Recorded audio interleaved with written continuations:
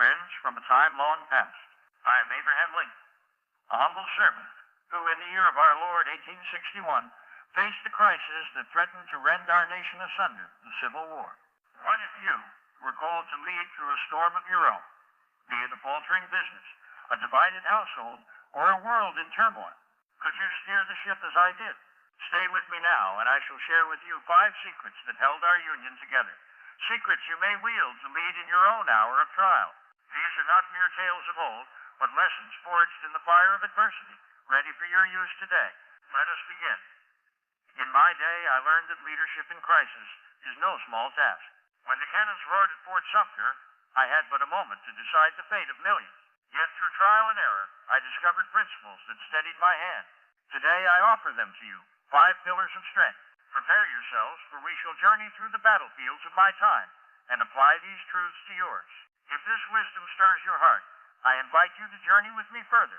Subscribe, and let us explore more of my counsel together. My first secret, friends, is to stay calm under pressure.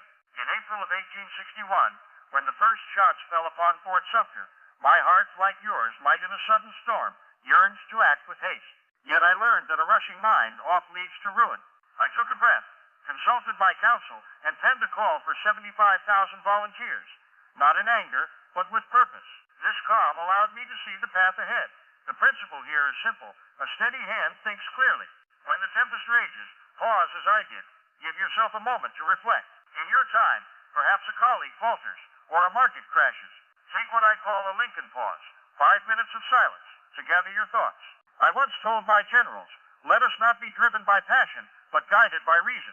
Apply this, and you shall find strength where others falter. Tell me, have you faced such a moment? Share your tale below, and let us learn together. My second secret is to communicate with clarity and hope. At Gettysburg in 1863, with the earth still wet with blood, I spoke words to lift a weary people. That government of the people, by the people, for the people, shall not perish from the earth. Simple words, yet they carried hope. I found that in crisis, folks need not grand speeches, but plain truth to rally their spirits. This principle holds that your words must inspire. Whether addressing a team or a family, speak with honesty and a vision of better days. In your 2025 world, if a project fails, write an email, not of blame, but of resolve.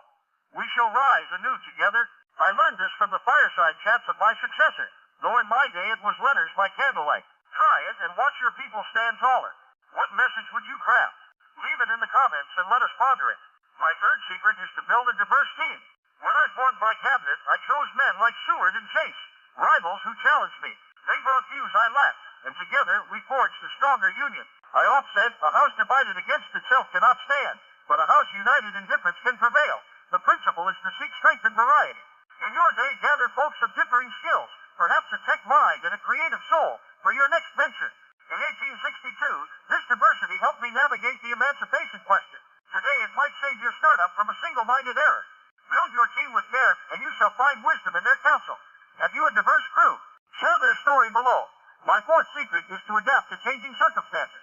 In 1862, I shifted from preserving the Union to freeing the enslaved with the Emancipation Proclamation. The war's tide demanded it, and I learned that clinging to one plan is folly when the ground shifts beneath. This principle teaches flexibility.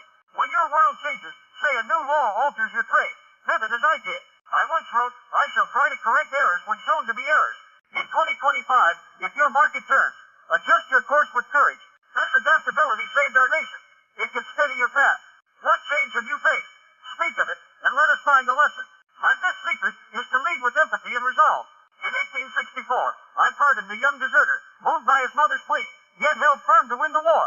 I believe mercy and duty can walk hand in hand, and so must you. This principle blends compassion with purpose. If an employee stumbles, offer a hand while keeping your goal in sight. I wrote to a mother, I feel how weak and fruitless must be any words of mine, yet my resolve never wavered. In your time, support a friend in need while pursuing your dream. This balance built trust in my day, yet well in yours. How have you shown empathy? Share your tale below. And so, my friends, we have journeyed through 5 secrets. Stay calm under pressure, communicate with clarity and hope, build a diverse team, adapt to changing circumstances, and lead with empathy and resolve.